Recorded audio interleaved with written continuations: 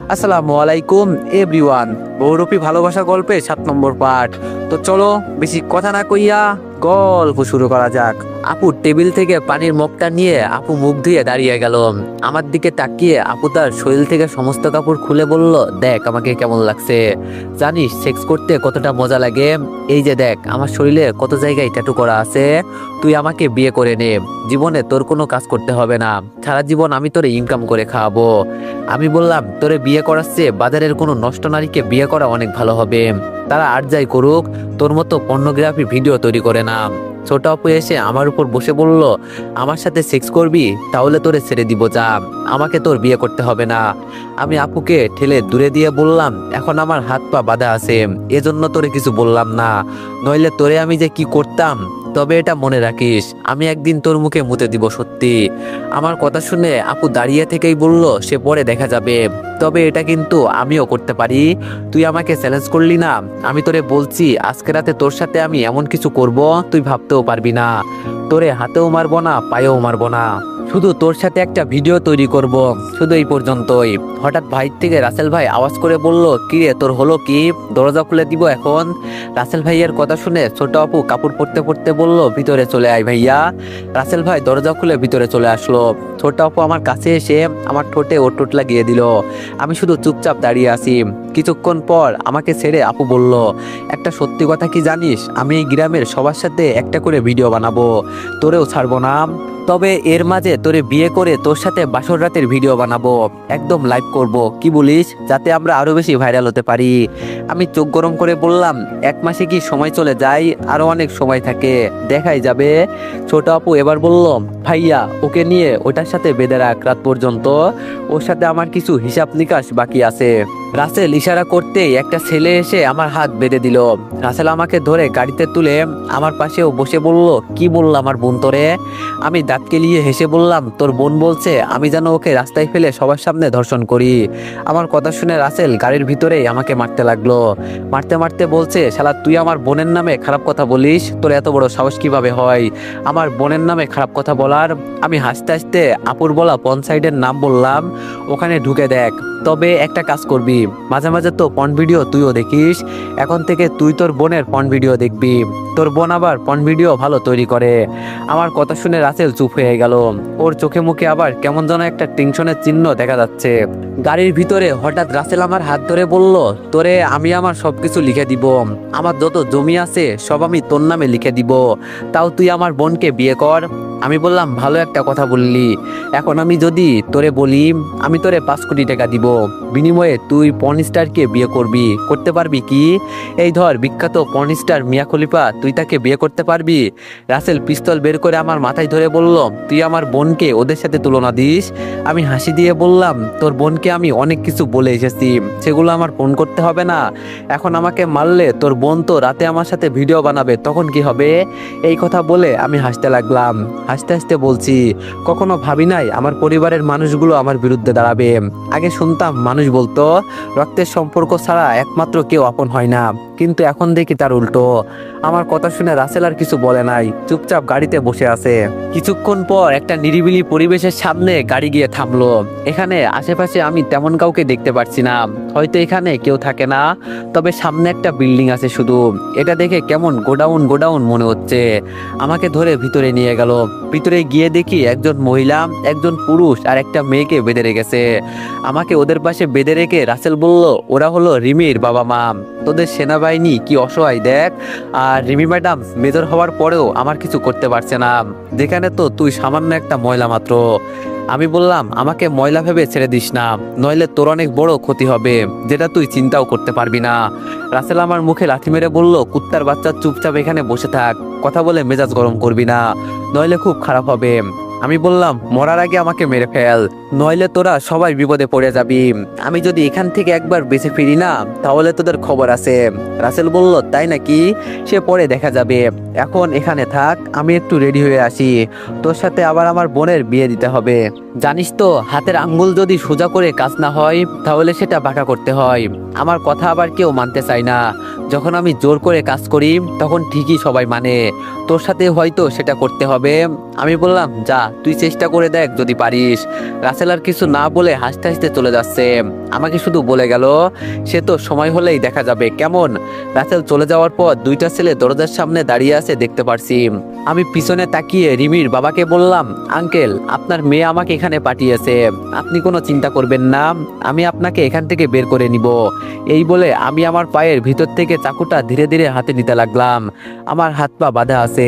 অনেক চেষ্টার পর হাতের দড়িগুলো কেটে দিলাম। সামনে তাকিয়ে দেখি ছেলে দুইটা বসে বসে আড্ডা দিচ্ছে। আমি কোনো মতে পায়ের বাতগুলো খুলে পিছন থেকে পিস্তল বের করলাম। সবচেয়ে মজার বিষয় হলো আমার কাছে যে পিস্তল ছিল ওরা কেউ বলতেও পারে নাই। আমি ধীরে ধীরে দরজার কাছে চলে গেলাম। আস্তে করে বললাম, কি ব্যাপার, তোমরা আমাকে না মেরে এখানে বসে আছো?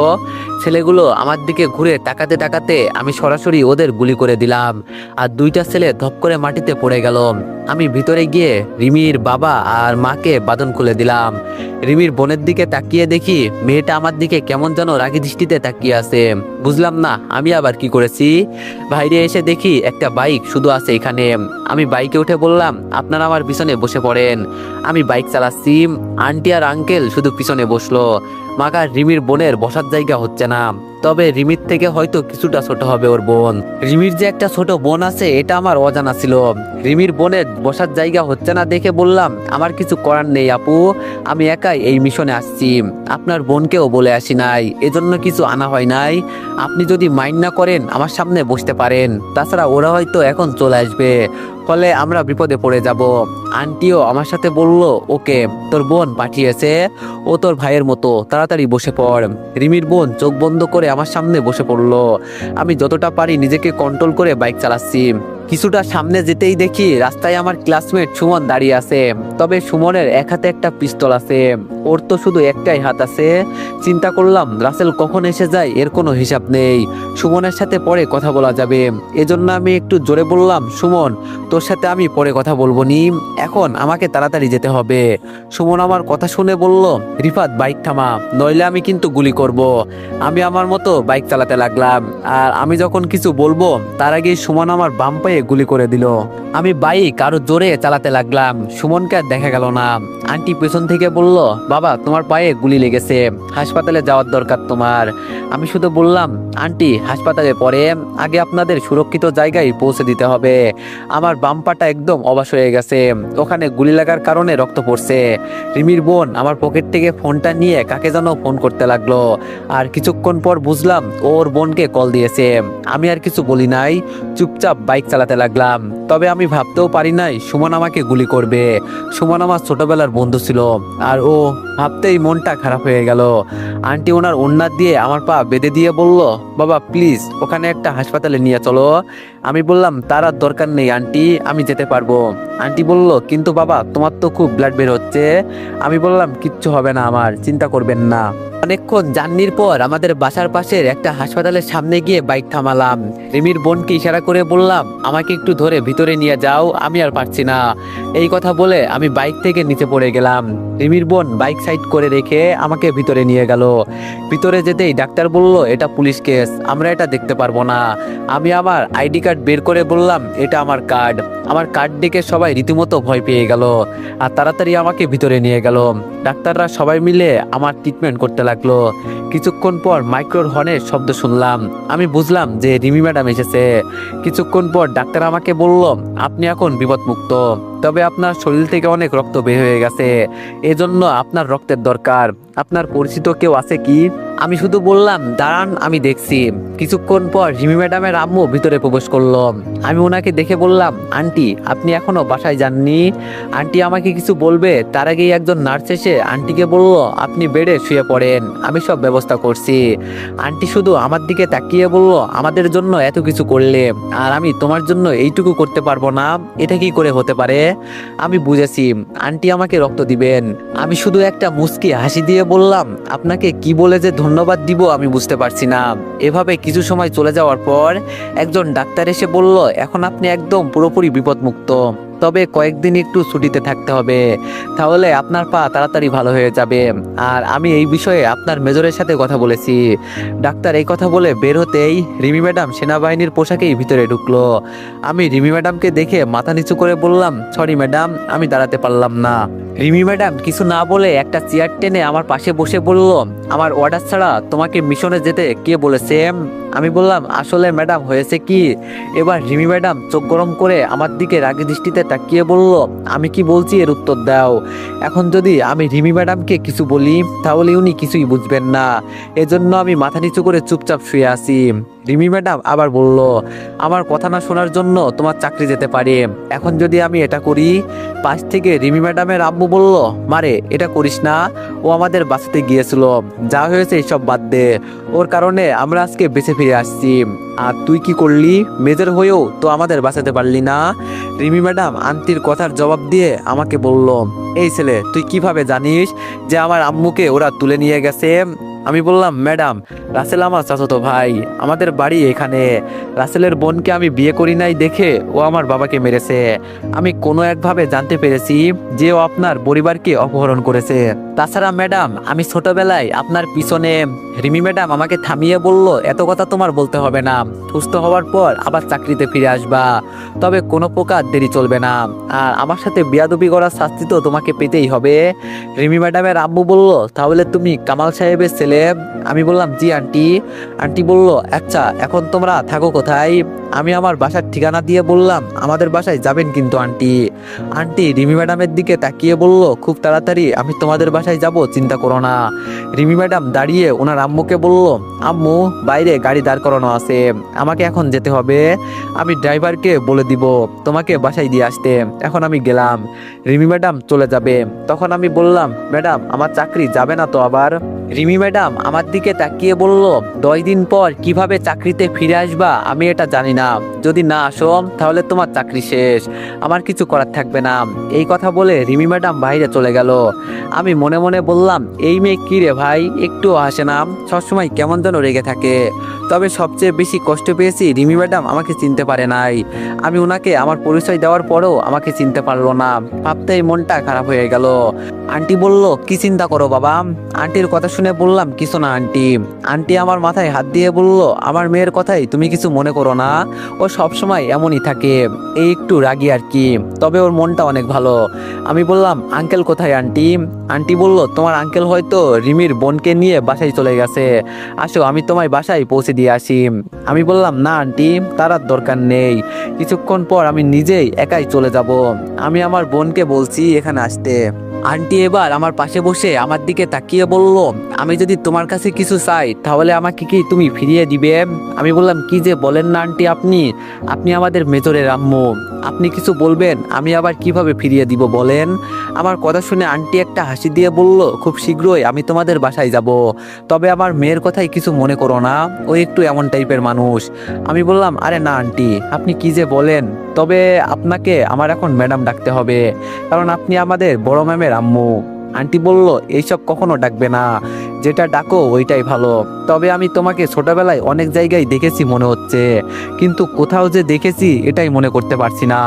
আমি একটা মুচকি হাসি দিয়ে বললাম, আমি যে রিমি ম্যাডামের পিছনে ঘুরতাম তা আন্টি মনে করতে পারছে, কিন্তু আমাদের রিমি ম্যাডামের কি এইসব মনে হচ্ছে না, নাকি তিনি বুঝেও না বোঝার ভান করছেন?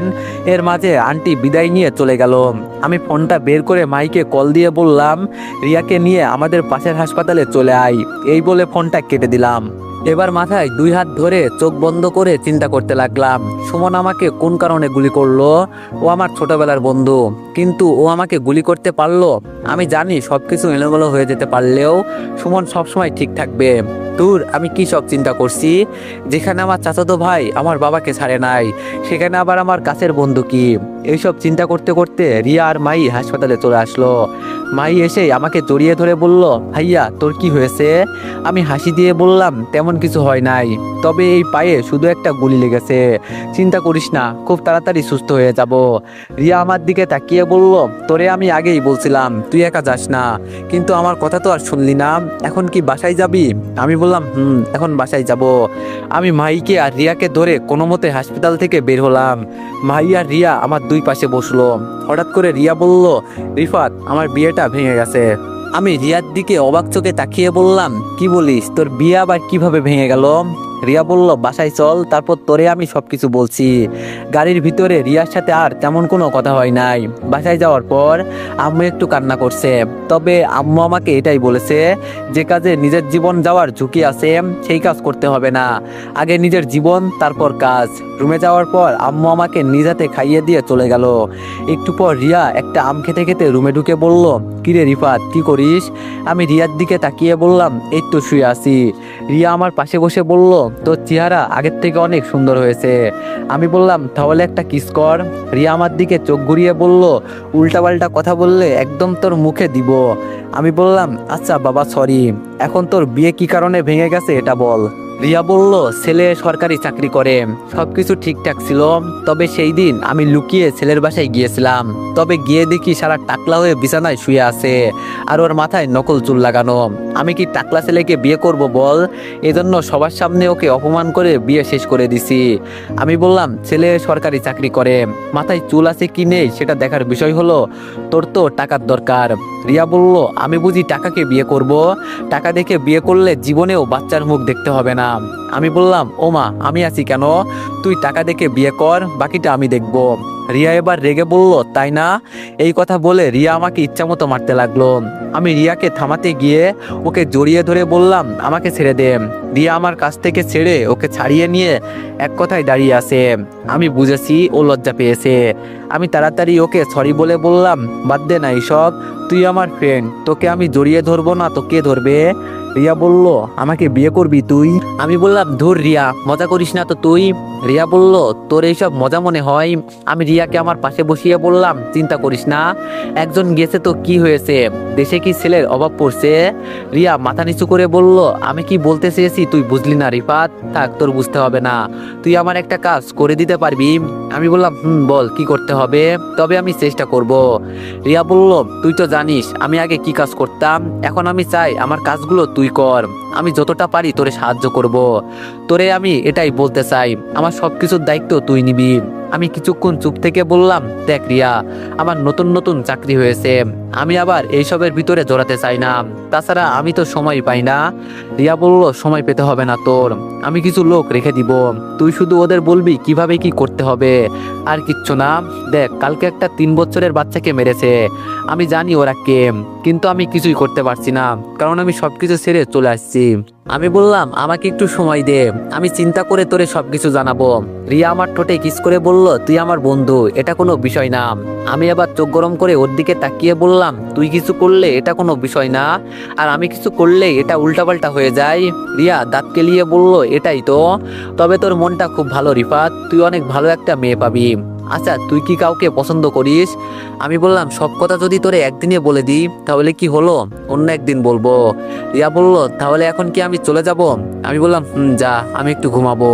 রিয়া বলল, আমিও তোর পাশে ঘুমাই।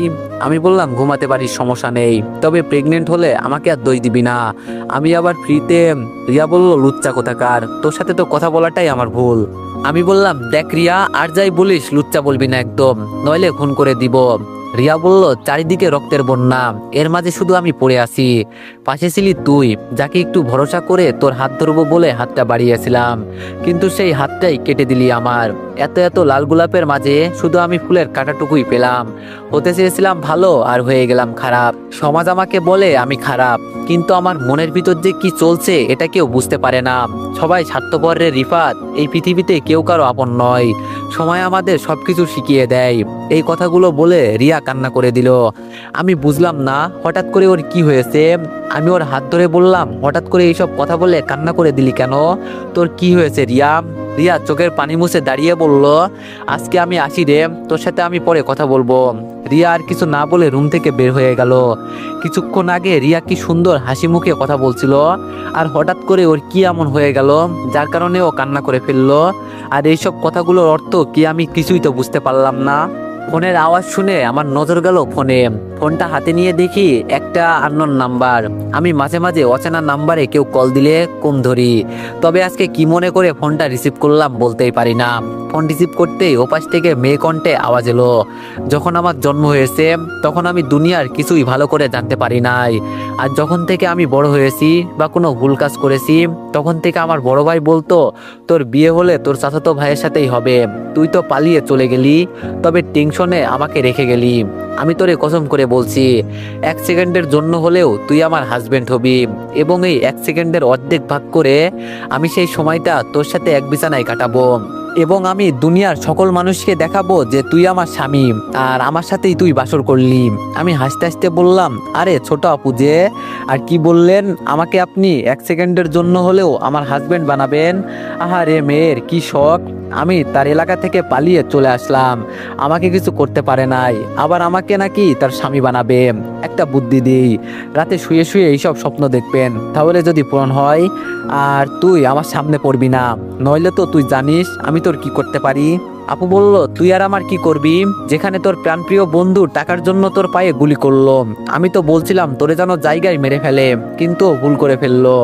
আমি বললাম, আপু মনে আছে আমি আপনাকে বলছিলাম মরার আগে আমাকে মেরে ফেলেন, নইলে আপনার যে আমি কি অবস্থা করব এর কোনো হিসাব নেই। আগামী 1 মাসের ভিতরে আমি রাসেল ভাইকে মেরে তোদের বাসার সামনে টুকরো টুকরো করে ওর মাংসগুলো রাস্তায় ফেলে রাখবো, যদি আমাকে আটকাতে পারিস তাহলে আটকিয়ে দেখা। আপু বলল, ইস এভাবে বলে না বেবি, আমি তো ভয় পেয়ে গেছি। হুমকি দিস নাকি ভয় দেখাস? দেখ তোর হুমকি শুনে আমি বিছানায় হিসু করে দিছি, এমনি রুমের ভিতরে পন ভিডিও করছিলাম, আর তুই সবকিছু নষ্ট করে দিলি। আমি বললাম, বাজারের নষ্টা মেয়ে তোরে আমি। আপু বলল, কি করবি, আমার গালে চুমু দিবি? বললাম, তোর মুখে আমি যখন মুতবো না তখন বুঝবি তোর সাথে আমি কথা বলে আমি আমার মুখ খারাপ করছি কেন। আপু বলল, কেন, আমাকে এই অবস্থায় দেখে তোর ভালো লাগে নাই? তুই যদি বলিস তো। আমি আর কিছু না বলে ফোনটা কেটে বন্ধ করে দিলাম। আমার মাথা যেন একদম ধরে গেছে এই মেয়ের সাথে কথা বলে। সিসি, একটা মেয়ে এতটা নষ্ট কিভাবে হতে পারে। সামনে থাকা দেয়ালে আঘাত করে নিজের রাগ কম করতে কন্ট্রোল করতে লাগলাম। এরে এরে আমার বোন বলতেও লজ্জা করে। ওর মুখে থুতু দিয়ে আমি বেশ ভালোই করেছি। মাইকে ডাক দিতেই মাই ভিতরে আসলো। আমি ওকে বললাম, আমার মাথায় একটু পানি দে, আমার মাথা গরম হয়ে গেছে। মাই আমার মাথায় পানি দিয়ে চুপচাপ বাইরে চলে গেল। এখন রাগ কিছুটা হলেও কন্ট্রোল হয়েছে। রাতে খাবার খেয়ে সবকিছু ভুলে ঘুমিয়ে গেলাম। সকালে দরজায়। তো এভরিওয়ান, নেক্সট পার্টের জন্য সবাই একটু বেশি বেশি লাইক আর কমেন্ট করে দিও। ধন্যবাদ।